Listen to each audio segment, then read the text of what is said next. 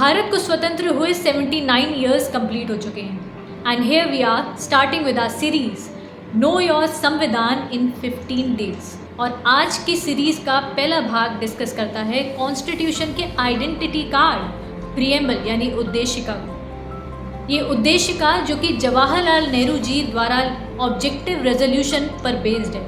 यह objective resolution 13 दिसंबर 1946 को introduce किया गया और अडॉप्ट 22 जनवरी 1947 में किया गया था। भारत की उद्देशिका का एक एक शब्द मानो कानूनी भाषा नहीं है बल्कि एक एहसास है।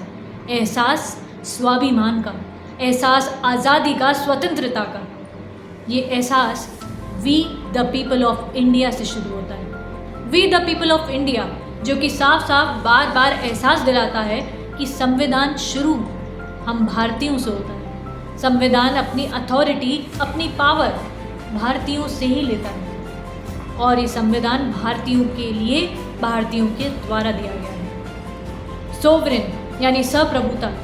आसमान तो पहले भी खुला था गुलामी के सालों के दौरान, मगर उड़ान की इजाज़त नहीं थी। मानो ये सोवरेन शब्द, सप्रभुता हमें याद दिलाता है कि आसमान खुला है और पंख खोलने की भी आज़ादी हो।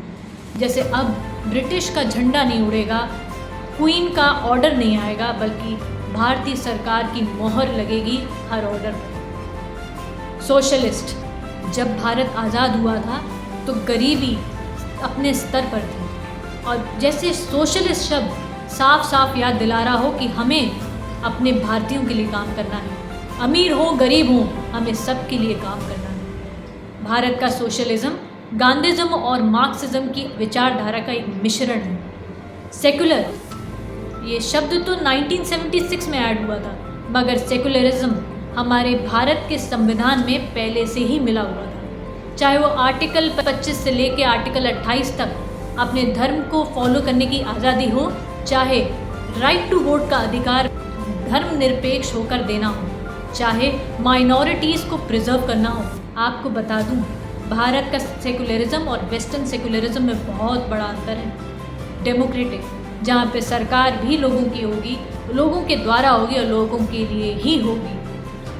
रिपब्लिक, जहाँ पे प्रेसिडेंट अब मोनार्क नहीं होगा, राजा नहीं होगा, बल्कि लोगों द्वारा चुनित होगा। ये शब्द सिर्फ कानूनी भाषा नहीं, ये एहसास है। एहसास है स्वतंत्रता का, आज़ादी का। इसलिए गर्व से कहिए जय हिंद।